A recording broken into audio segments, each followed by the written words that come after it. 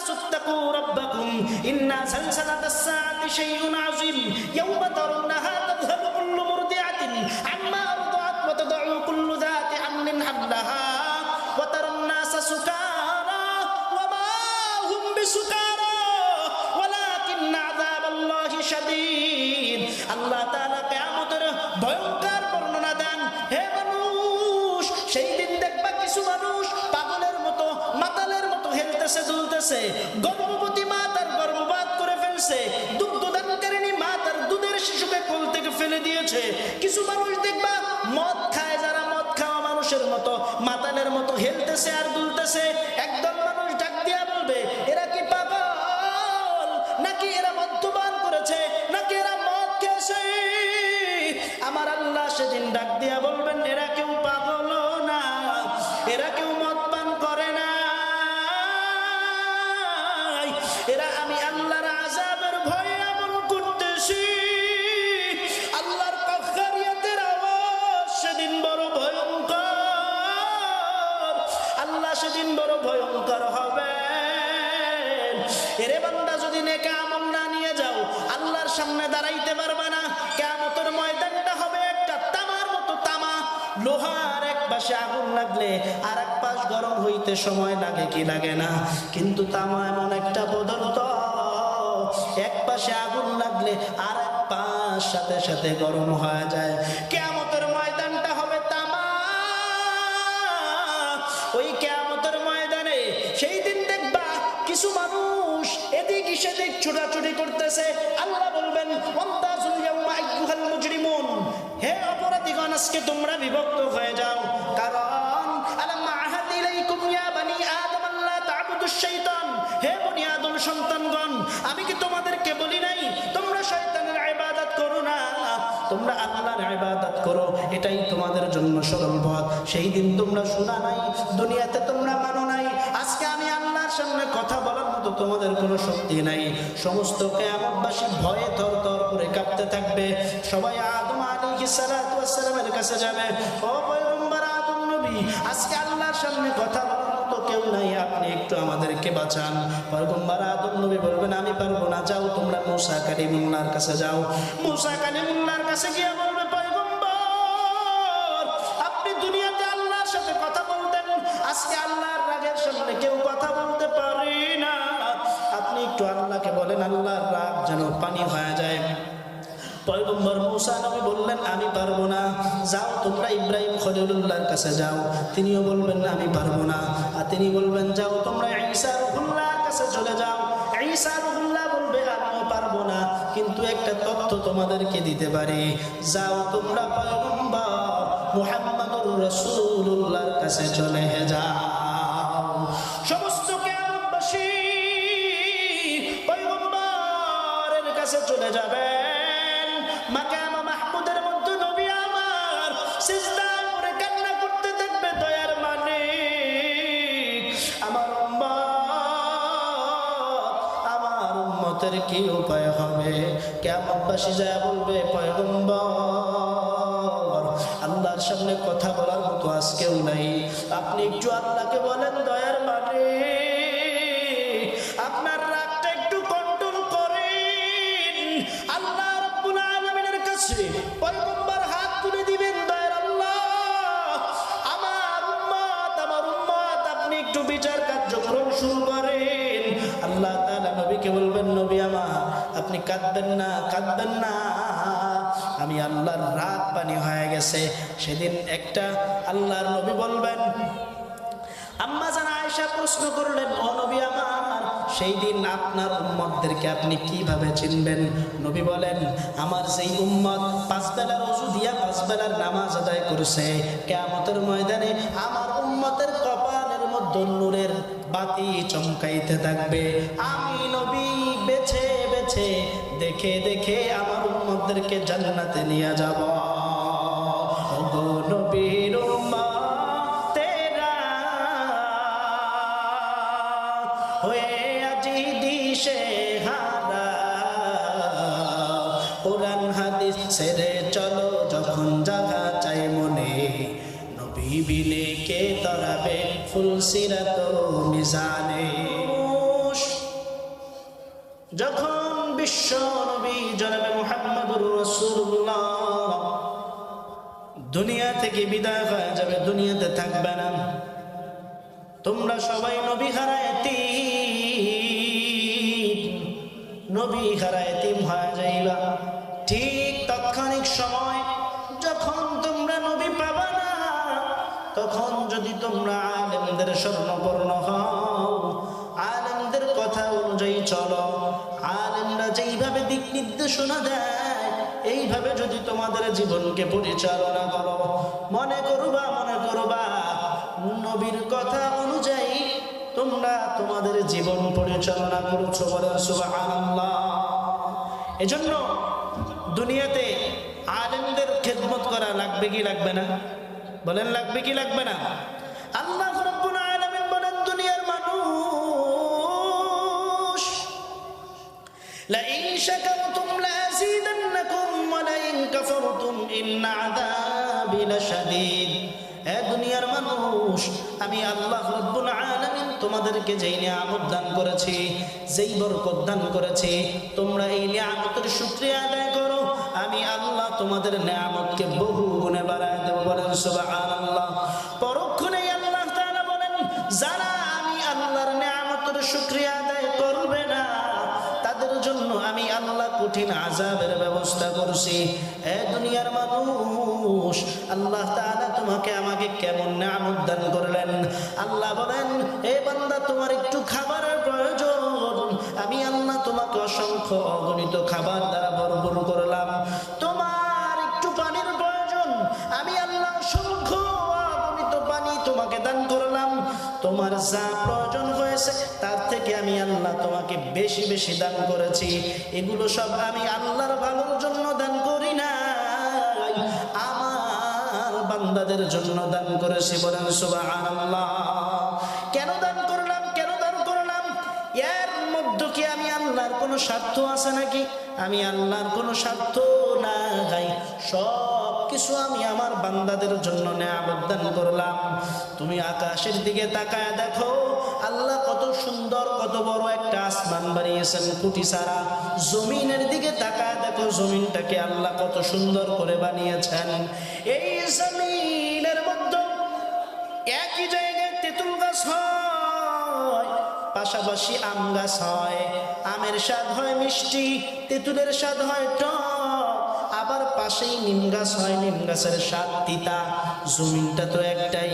এই জমিনের মধ্যে আমার আল্লাহ অসংখ্য অগণিত নিয়ামত কাদের জন্য বানাইছেন বলেন? সব বান্দাদের জন্য। আল্লাহ রাব্বুল আলামিন এই বান্দাদের কাছ থেকে কি চায়? আল্লাহ তাআলা বলেন, তোমাদের কাছ থেকে চাওয়ার মতো আমার কিছু নাই। এ বান্দা, দুনিয়াতে আমি আল্লাহ তোমার না চাইতেই তোমাকে হাজার হাজার কোটি কোটি নিয়ামত দান করলাম। এই নিয়ামত থেকে আমি আল্লাহ তোমার থেকে কোনো ভাগ চাই না। আমি আল্লাহ তোমার সংসারের মধ্যে বরকত দিলাম, গাড়ি দিলাম, বাড়ি দিলাম, নারী দিলাম, সব কিছু তোমাকে দিয়ে দিলাম। আমি আল্লাহ চেয়েছি আমার বান্দা শুধুমাত্র আমি আল্লাহর ইবাদত করবে। কেমন ইবাদত? আল্লাহ তাআলা বলেন, কেমন ইবাদত করবা? ওয়ামা খালাকতুল জিন্না ওয়াল ইনসা ইল্লা লিয়াবুদুন। আমি দুনিয়ার মানুষদেরকে পাঠিয়েছি আমি আল্লাহর ইবাদত করার জন্য, দাসত্ব করার জন্য। আল্লাহ বলেন, দুনিয়ার মানুষ, আমি আল্লাহ তোমাদেরকে দিনের মধ্যে 24 ঘন্টা সময় দিলাম। বলেন কয় ঘন্টা? 24 ঘন্টা সময়।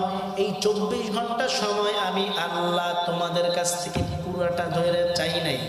আমি আল্লাহ চেয়েছি এই 24 ঘন্টার মধ্যে ফজরের সময় 20 মিনিট দাও, জোহরের সময় 20 মিনিট দাও, আসরের সময় 20 মিনিট দাও, মাগরিবে 20 মিনিট দাও, এশার নামাজে 20 মিনিট দাও।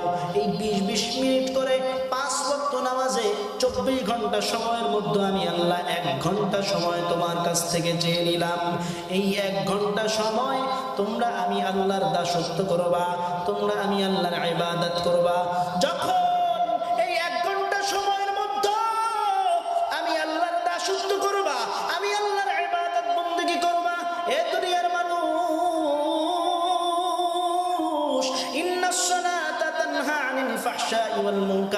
যখন তুমি নামাজের মধ্যে ভিড়ে যাইবা, আমি আল্লাহ তোমার জীবনের মধ্যে বরকত দান করব। আমি আল্লাহ তোমাকে আমি আল্লাহ গুনাহ থেকে ফিরায় আনবো। বলেন সুবহানাল্লাহ। অতএব নামাজের মধ্যে বরকত আছে না নাই? চিৎকার মেরে বলেন আছে না নাই? এই ময়দানে আমরা আসতে পেরে খুশি না বেজার? খুশি না বেজার? সম্মানিত ভাইরা আমার, আল্লাহ বলেন বান্দা আমি আল্লাহ তোমার কাছ থেকে কিছুই চাই না, আমি আল্লাহ শুধুমাত্র চাই আমার বান্দা আমি আল্লাহর নিয়ামতগুলোর শুকরিয়া আদায় করবে। বান্দা তোর বাড়ি থেকে আমি আল্লাহ ভাগ চাই না, তোর গাড়ি থেকে আমি আল্লাহ ভাগ চাই না, সম্পদ থেকে আমি আল্লাহ ভাগ চাই না, শুধুমাত্র তুই বারবার আমি আল্লাহর ইবাদতের মধ্যে মশগুল হবি, আমি আল্লাহকে ডাকবি। যখন আমার কোনো বান্দা আমি আল্লাহকে ডাকে, আমার বান্দা যখন বলে আলহামদুলিল্লাহি রাব্বিল আলামিন, আল্লাহ তাআলা বলেন হামিদানি রব্বি, আমার বান্দা আমার প্রশংসা করছে। আল্লাহ বলেন লাব্বাইক বান্দা লাব্বাইক। তুমি যখন আমি আল্লাহকে ডাকো, আমি আল্লাহ তোমার ডাকে সাড়া দিয়ে দেই। উদউনি আস্তাজিব লাকুম, বান্দা তোমরা আমাকে ডাকো, আমি আল্লাহ তোমাদের ডাকে সাড়া দিব। অতএব আল্লাহকে ডাকতে রাজি আছি তো ইনশাআল্লাহ। এই যে দেখেন জান্নাতের বাগান, এখানে বসছে এত মানুষ, রাস্তাঘাটে ঘোরাফেরা করতেছে, অনেকে কানে মাইকের আওয়াজ শুনতেছে, কিন্তু ময়দানে আসতেছে না, ময়দানে আসতেছে না।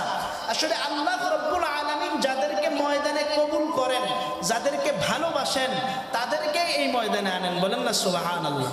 সম্মানিত ভাইরা, আপনারা এখানে বসতে পেরে খুশি না বেজার? আল্লাহও খুশি। আল্লাহ রাব্বুল আলামিন ডাক দিয়া কয়, ও ফেরেশতা, আমার এই সকল বান্দারা এই যে মজলিসের মধ্যে বসেছে, এরা কেন বসলো, কিসের জন্য বসলো? আচ্ছা বলেন তো, আল্লাহ জানেন কি জানেন না? সবকিছু জানেন। আল্লাহ তাআলা বান্দার প্রশংসা শুনতে আল্লাহর ভালো লাগে। বলেন না সুবহানাল্লাহ। আল্লাহ রাব্বুল আলামিন বলেন, ফেরেশতা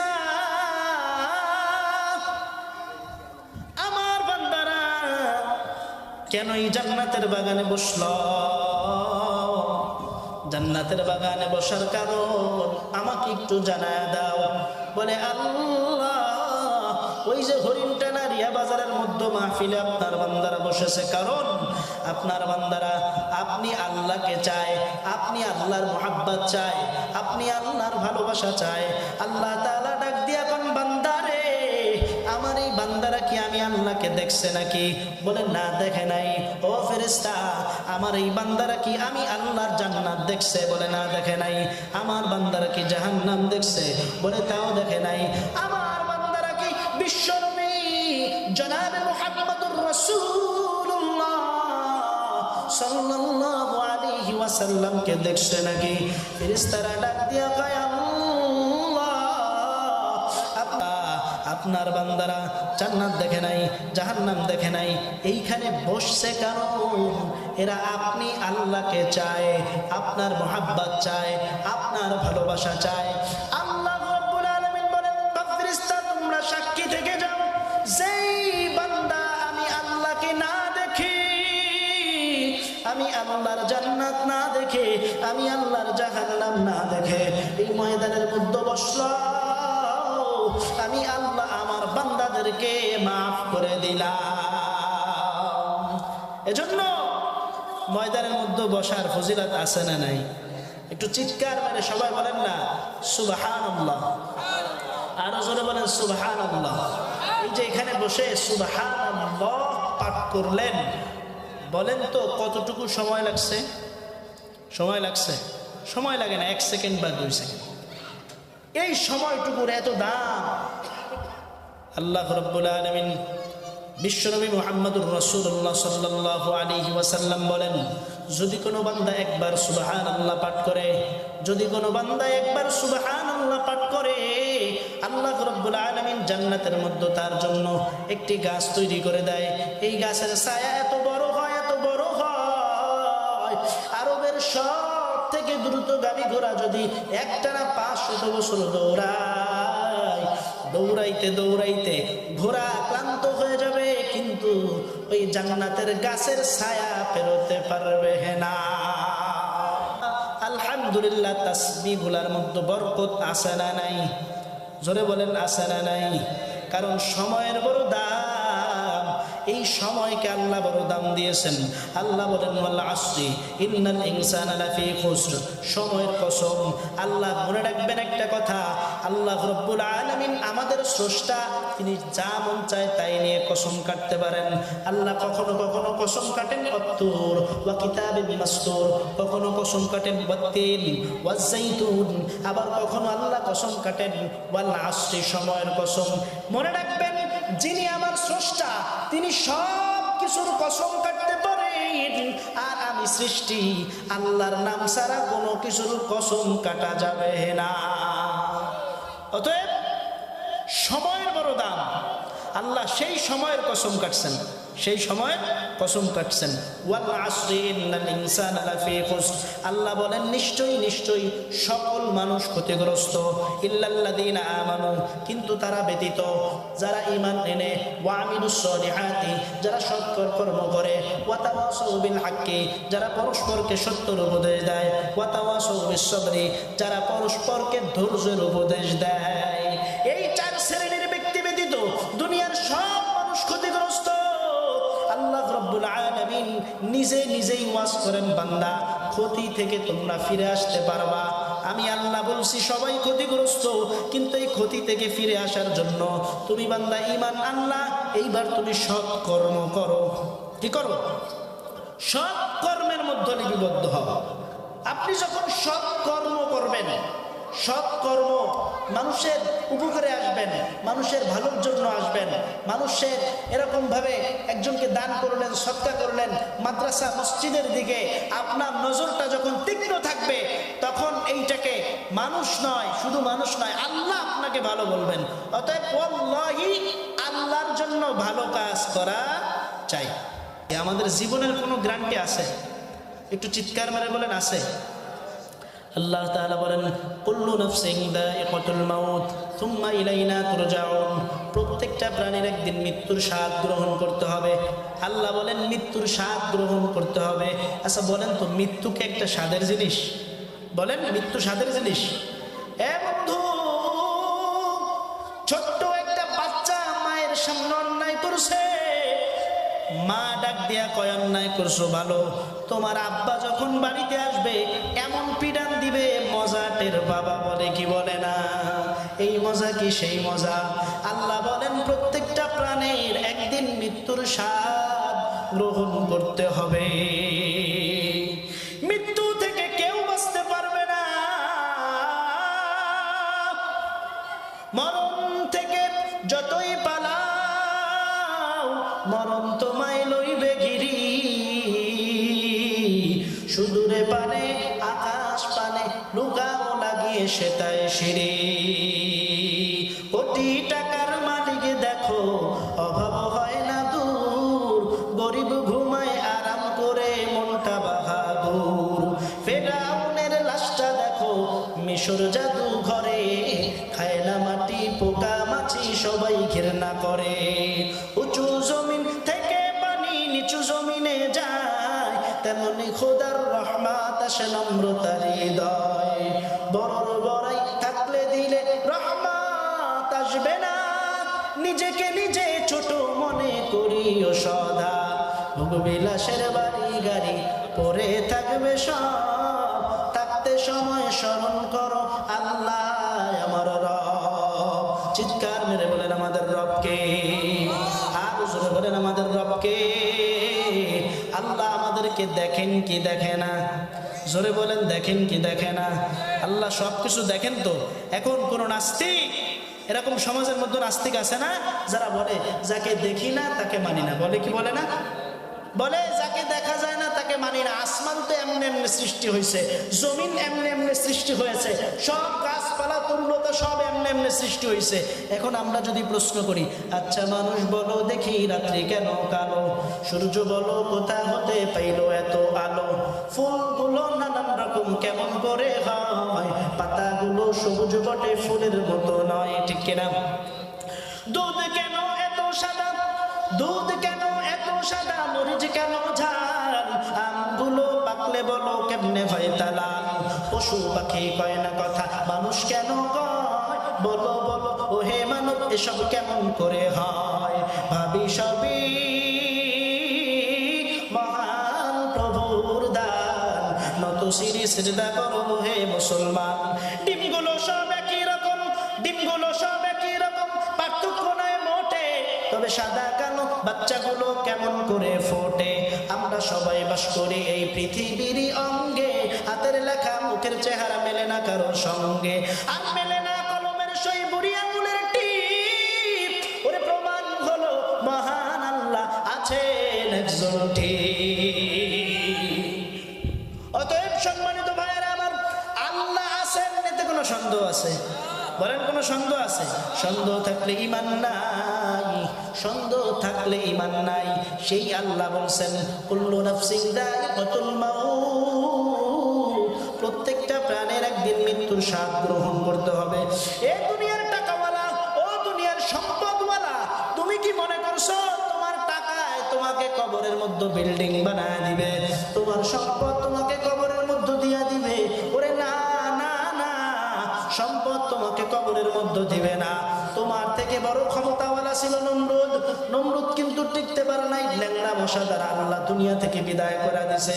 এ তোমার থেকে বড় ক্ষমতাবান ছিল ফেরাউন, আল্লাহ রাব্বুল আলামিন নীল নদের মধ্যে চুবাইয়া চুবাইয়া আল্লাহ তাআলা দুনিয়া থেকে বিদায় করে দিয়েছে। তোমার থেকে বড় টাকাওয়ালা ছিল কারুন, পয়গম্বর মুসা নবী কয় কারুন যাকাত দাও, যাকাত দাও, সম্পদ থেকে আল্লাহর রাস্তায় যাকাত দাও। কারুন ডাক দিয়া কয় পয়গম্বর, টাকা কামাইছি আমি, সম্পদ কামাইছি আমি, কেন আমি আল্লাহর রাস্তায় যাকাত দেব? আল্লাহ তাআলা ডাক দিয়া কয় পয়গম্বর, কারুনের কপালে হেদায়েত নাই, আর দাওয়াত দেওয়ার প্রয়োজন নাই। মাটিকে আল্লাহ নির্দেশ দিলেন, ও মাটি কারুনকে ধরো।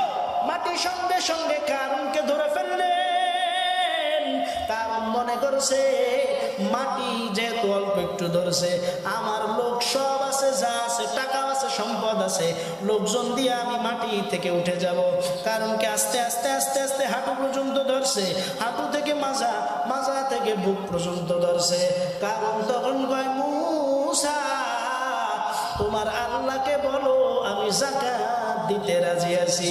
আল্লাহ তাআলা ডাক দিয়া কয় পয়গম্বর, কারণের আর দোয়া কবুল হবে না, কারণ মৃত্যুর গড়গড়ায় নিউটে আসছে। কারণ তার সম্পদ সহ মাটির নিচে ডেবে গেছে।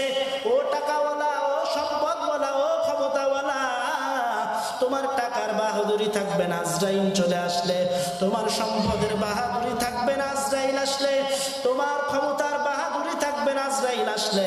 যখন আজরাইল আসবে তুমি দেখবা এই দুনিয়াতে সবাই যখন তোমার আপন ছিল, কিন্তু আজরাইল আসার মুহূর্তে কেউ আপন নাই, কেউ আপন নাই, কেউ আপন নাই। আজরাইল যখন খপ করে জানটা কবজ করে নিবে, জানটা কবজ করে নেওয়ার সাথে সাথে চক্ষুটা উল্টা যাবে। জানটা কবজ করে নেওয়ার সাথে সাথে পানির পিপাসায় বুকের ছাতি ফেটে যাবে। মানুষগুলো হাহাকার করতে থাকবে, আমার সন্তান কাঁদবে আব্বু আব্বু বলিয়া, আমার স্ত্রী কাঁদবে স্বামীর জন্য, আমার মা কাঁদবে স্বামীর ছেলে সন্তানের জন্য, আমার বাবা কাঁদবে সন্তানের জন্য। কিন্তু কেঁদে কেঁদে কোনো লাভ হবে না। কেঁদে যখন লাভ হবে না, আজরাইল তোমার জানটা খপ করে কবর থেকে টেনে নিয়ে যাবে। তোমাকে দেখার জন্য পাড়া প্রতিবেশী লোকজন আসবে, এসে এসে তোমাকে দেখে যাবে। কেউ কান্না করবে, কেউ কান্না করবে, আর কেউ বলবে লোকটা ভালো ছিল, কেউ বলবে লোকটা খারাপ ছিল। এমন এমন মন্তব্যের মধ্য দিয়া তোমার গরম পানি দিয়া তোমার গোসল হবে। এলাকার থেকে মসজিদ থেকে খাটিয়ালাটা নিয়ে আসবে, খাটিয়ালাটা নিয়ে আসা পাঁচটা তিনখানা সাদা কাপড় পরিধান করাইয়া তোমাকে খাটিয়ালায় উঠায়া জানাজার দিকে নিয়ে যাবে। জানাজা দিয়া তোমাকে কবরের মধ্যে শোয়ায় দিবে, সবাই মাটি দিবে। তুমি মনে করবা আমার সাথে মনে হয় সবাই যাবে, কিন্তু কেউ যাবে না। মাটি দিয়া যখন লাস্ট ব্যক্তি উঠে যাইবে, তুমি বলবা হায় রে দুনিয়া, হায় রে দুনিয়া, হায় রে দুনিয়া। মনে করছিলাম আমার সাথে এই ব্যক্তিও যাবে, শেষ ব্যক্তিও আমার সাথে যায় নাই, অতএব আমার সাথে কেউ যাবে না। একা একা তোমাকে কবরের মধ্যে থাকতে হবে। দুনিয়ায় যদি আলেমদের মোহাব্বত করিয়া যাও, যদি দুনিয়াতে আলেমদের সাথে ভালো সম্পর্ক করে যাও, মসজিদ মাদ্রাসার সঙ্গে তোমার সম্পর্কটা ভালো হয়, ওই কবরে যাওয়ার সাথে সাথে তোমাকে প্রথম প্রশ্ন করা হবে মান রব্বুকা, তোমার রবকে? তুমি বলবা আমার রব আমার আল্লাহ। মান দীনুকা, তোমার দিন কি? তুমি বলবা দিন ইসলাম। মান নবিয়ুকা, তোমার নবীকে? তুমি বলবা আমার নবী মুহাম্মদুর রাসূলুল্লাহ সাল্লাল্লাহু আলাইহি ওয়াসাল্লাম। এই কথা যখন বলবা, তুমি তো মাপ পেয়ে গেলা, কবরের মধ্যে শান্তির ঘুম ঘুমাবা। আর যদি দুনিয়াতে ভালো কাজ না করে যাও, মসজিদ মাদ্রাসা মুয়াজ্জিন, মসজিদ মাদ্রাসার খেদমত না করো, যদি আলেমদেরকে মোহাব্বত না করো, যদি দুনিয়াতে গুনাহের কাজ করো, যদি দুনিয়ার মধ্যে নামাজ ছেড়ে দিয়ে বেপরদায় চলে আমার মা বোনেরা, যদি পুরুষ নামাজ ছাড়ে, মা বোনেরাও নামাজ ছাড়ে, সন্তানেরা নামাজ ছাড়ে, কবরে যাওয়ার সঙ্গে সঙ্গে প্রথম প্রশ্ন করবে মান রব্বুকা, তোমার রবকে? তুমি বলবা লা আদরি, আমি জানি না।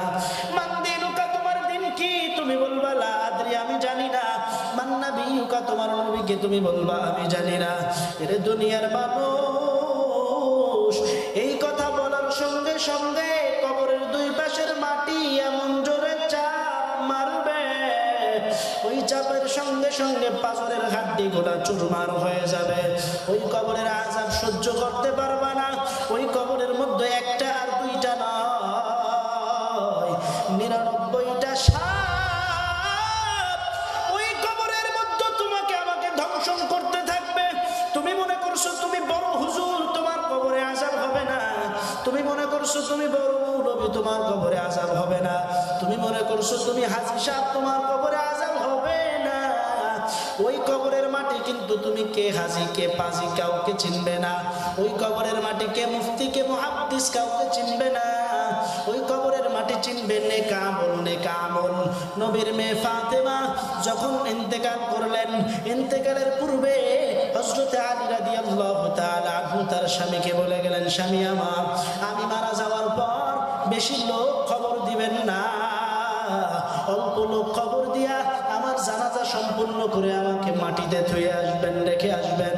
হযরতে আলী মাজান ফাতেমা মারা যাওয়ার পর হযরতে আলী অল্প সংখ্যক লোক নিয়ে জানাজা দিয়া রাতের বেলায় কবরের হযরতে আবু যরকে বললেন, আবু যর, ফাতেমার কবর খুঁড়তে তুমি চলে যাও, রাতের মধ্যে ফাতেমাকে কবরে শোয়ানো লাগবে। হযরতে আবু যর রাদিয়াল্লাহু তাআলা আনহু কবরের মাটি খোঁড়ার জন্য কবরের কাছে চলে গেলেন। মাটি খুঁড়তে লাগলেন, মাটি খুঁড়তে লাগলেন। কবরের মাটি খোঁড়া করতে করতে কবরের মাটিকে প্রশ্ন করলেন, কবরের মাটি, আজকে কার জন্য কবর খুঁজতে গিয়েছি তুমি কি জানো? ও কবরের মাটি, তুমি কি জানো আজকের কবরের মাটি কার জন্য করতেছি? কবরের মাটির কোনো জবাব নাই, লা জবাব। আবার প্রশ্ন করা হলো, কবরের মাটি, তুমি কি জানো আজকে কবর কার জন্য করতেছি? আজকের কবর খুঁড়ি হাসান হোসেনের মা ফাতেমার জন্য। কবরের মাটির কোনো জবাব নাই। আবার কবরের মাটিকে প্রশ্ন করা হলো, কবরের মাটি, আজকে কবর করতেছি কার জন্য জানো? জান্নাতের মধ্যে মহিলাদের সর্দারিনী ফাতেমার কবর খুঁজতেছি। খবরদার, খবরদার, কবরের মাটি বেয়াদবি করবা না। কবরের মাটি কোনো সাড়া নাই। আবার প্রশ্ন করা হলো, ও কবরের মাটি, তুমি কি জানো তোমার মধ্যে আজকে কাকে রাখতেছি? যিনি নবীর মেয়ে ফাতেমা, বিশ্ব নবী জনাবে মুহাম্মদুর রাসূলুল্লাহ সাল্লাল্লাহু আলাইহি ওয়াসাল্লামের মেয়ে ফাতেমাকে তোমার মধ্যে রাখতেছি। খবরদার, খবরদার, কবর তুমি বেয়াদবি করবা না। কবর জবাব দেয়, এরে আবু যর, কে নবীর মেয়ে ফাতেমা আমি চিনি না, কে আলীর স্ত্রী ফাতেমা আমি চিনি না, কে হাসান হোসেনের মা ফাতেমা আমি চিনি না। আমি চিনবো আমার মধ্যে যে ভালো আমল নিয়ে আসবে, আমার মধ্যে যে নেক আমল নিয়ে আসবে। খবরদার, খবরদার আবু যর, বেয়াদবি করবি না, আমি কবর আমল ছাড়া কিছুই চিনব না। এজন্য আমি আপনাদেরকে বলি রে ভাই, এই দুনিয়ায় আমল করেন, আমল করেন, দুনিয়ায় নামাজ ইবাদত বندگی করেন, আর আল্লাহকে বলেন ও দয়ার মালিক, আমার মতো গুনাহগার এই জমিনে আর কেউ নাই, আমার মতো জাহান্নামের আসামি এই দুনিয়ার কেউ নাই। ও আল্লাহ, আপনি যদি আমাকে মাফ না করেন, বলেন আমাকে কে মাফ করবে, কে মাফ করবে, কে মাফ করবে? ও আল্লাহ, কিয়ামতের ময়দানে আপনি হবেন ভয়ঙ্কর। আল্লাহ সেদিন জবাব দিবেন, ইয়া আইয়ুহান নাস, ইয়া আইয়ুহান নাস ইত্তাকু রাব্বাকুম ইন্না যালজালাতাস সাআতি শাইউন আযীম ইয়াওমা তারাউনাহা তাযহালু কুল্লু মুরদিআতিন আম্মা আরদাআত ওয়া তাদউ কুল্লু যাতি হামলিন হামলাহা ওয়া তারান নাসা সুকারা ওয়া মা হুম বিসুকারা ওয়ালাকিন্না আযাবাল্লাহি শাদীদ। আল্লাহ তাআলা কিয়ামতের ভয়ঙ্কর বর্ণনা দেন। হে মানুষ, সেই দিন দেখবা কিছু মানুষ পাগলের মতো, মাতালের মতো হেলতেছে দুলতেছে, গর্ভবতী মা তার গর্ভপাত করে ফেলছে, দুগ্ধদানকারিণী মা তার দুধের শিশুকে কোল থেকে ফেলে দিয়েছে। কিছু মানুষ দেখবা মদ খায়, যারা মদ খাওয়া মানুষের মতো মাতালের মতো হেলতেছে আর দুলতেছে। একদল মানুষ ডাক দিয়া বলবে, এরা কি পাগল নাকি এরা মদ্যপান করেছে, নাকি এরা মদ খেয়েছে? আমার আল্লাহ সেদিন ডাক দিয়া বলবেন, এরা কেউ পাগল না, এরা কেউ মদ পান করে না, এরা আমি আল্লাহর আযাবের ভয়ে এমন করতেছি। আল্লাহর কাফারিয়াতের আওয়াজ সেদিন বড় ভয়ঙ্কর, আল্লাহ সেদিন বড় ভয়ঙ্কর হবে। এরে বান্দা, যদি নেক আমল না নিয়ে যাও, আল্লাহর সামনে দাঁড়াইতে পারবে না। কিয়ামতের ময়দানটা হবে একটা তামার মতো তামা। লোহার এক পাশে আগুন লাগলে আর এক পাশ গরম হইতে সময় লাগে কি লাগে না? কিন্তু তামা এমন একটা পদার্থ, এক পাশে আগুন লাগলে আর এক পাশ সাথে সাথে গরম হয়ে যায়। কিয়ামতের ময়দানটা হবে তামা। ওই কিয়ামতের ময়দানে সেই দিন দেখবা কিছু মানুষ এদিক সেদিক ছোটাছুটি করতেছে। আল্লাহ বলবেন, ওয়ামতাজুল ইয়াওমা আইয়ুহাল মুজরিমুন, হে অপরাধীগণ, আজকে তোমরা বিভক্ত হয়ে যাও। কারণ আলাম আহাদ ইলাইকুম ইয়া বানি আদম আল্লা তা'বুদুশ শাইতান, হে বনি আদম সন্তানগণ, আমি কি তোমাদেরকে বলি নাই তোমরা শয়তানের ইবাদত করো না, তোমরা আল্লাহর ইবাদত করো, এটাই তোমাদের জন্য সরল পথ। সেই দিন তোমরা শোনা নাই, দুনিয়াতে তোমরা মানো নাই। আজকে আমি আল্লাহর সামনে কথা বলার মতো তোমাদের কোনো শক্তি নাই। সমস্ত কিয়ামতবাসী ভয়ে থরথর করে কাঁপতে থাকবে। সবাই আদম আলাইহিস সালাতু ওয়াস সালামের কাছে যাবে, ও পয়গম্বর আদম নবী, আজকে আল্লাহর সামনে কথা বলার মতো কেউ নাই, আপনি একটু আমাদেরকে বাঁচান। পয়গম্বর আদম নবী বলবেন, আমি পারবো না, যাও তোমরা মূসা কালিমুল্লাহর কাছে যাও। মূসা কালিমুল্লাহর কাছে গিয়ে বলবে, পয়গম্বর, আপনি দুনিয়াতে আল্লাহর সাথে কথা বলতেন, আজকে আল্লাহর রাগের সামনে কেউ কথা বলতে পারে না, আপনি একটু আল্লাহকে বলেন আল্লাহর রাগ যেন পানি হয়ে যায়। পয়গম্বর মূসা নবী বললেন, আমি পারবো না, যাও তোমরা ইব্রাহিম খলিলুল্লাহর কাছে যাও। তিনিও বলবেন আমি পারবো না। আর তিনি বলবেন, যাও তোমরা ঈসা রূহুল্লাহর কাছে চলে যাও। ঈসা রূহুল্লাহ বলবে, আমিও পারবো না, কিন্তু একটা তথ্য তোমাদেরকে দিতে পারি, যাও তোমরা পয়গম্বর মুহাম্মদুর রাসূলুল্লাহর কাছে চলে যাও। সমস্ত কিয়ামতবাসী পয়গম্বরের কাছে চলে যাবে। মাকাম মাহমুদের মধ্যে নবী আমার সিজদা করে কান্না করতে থাকবে, দয়ার মালিক, আমার উম্মতের কি উপায় হবে? কিয়ামতবাসী যায় বলবে, পয়গম্বর, আল্লাহর সামনে কথা বলার মতো আজকেও নাই, আপনি একটু আল্লাহকে বলেন, দয়ার মালিক, আপনার রাগটা একটু কন্ট্রোল করেন। আল্লাহ রাব্বুল আলামিনের কাছে পয়গম্বর হাত তুলে দিবেন, দয়ার আল্লাহ, আমার উম্মত আপনি একটু বিচার কার্যক্রম শুরু করেন। আল্লাহ তাআলা নবীকে বলবেন, নবী আমার, আপনি কাঁদবেন না, কাঁদবেন না, আমি আল্লাহর রাত পানি হয়ে গেছে। সেদিন একটা আল্লাহর নবী বলবেন, আম্মা জান আয়েশা প্রশ্ন করলেন, ও নবী আমার, সেই দিন আপনার উম্মতদেরকে আপনি কিভাবে চিনবেন? নবী বলেন, আমার সেই উম্মত 5 বেলার ওযু দিয়া 5 বেলার নামাজ আদায় করেছে, কিয়ামতের ময়দানে আমার উম্মতের কপালের মধ্যে নূরের বাতি চমকাইতে থাকবে। আমি নবী বেছে বেছে দেখে দেখে আমার উম্মতদেরকে জান্নাতে নিয়ে যাব। ওগো নবীর উম্মতেরা হয়ে আজি দিশে হারা, কোরআন হাদিস ছেড়ে চলো যখন জাগা চাই মনে, নবী বিনে কে তরাবে ফুলসিরাত মিজানে। এজন্য নবী ওয়ালা সুন্নাত আলেমদেরকে মুহাব্বত করতে হবে কি হবে না? রাজি আছি তো ইনশাআল্লাহ?